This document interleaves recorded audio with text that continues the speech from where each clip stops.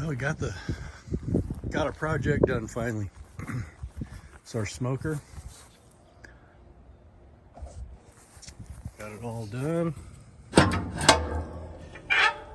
My little door with the insulation on it.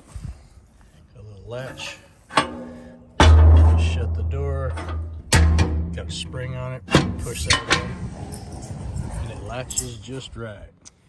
And we went ahead and put latches on it to secure it when he drives around with it. The handles actually spin, so when you lift up the door, and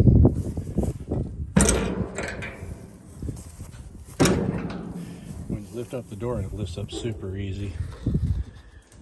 Handle spins. There's all the grates inside.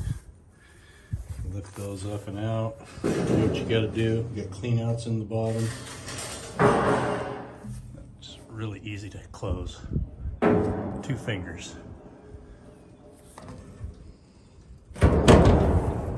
Latch is secure. We got a thermometer just about every 5 feet, so we can keep a close eye on the temperature.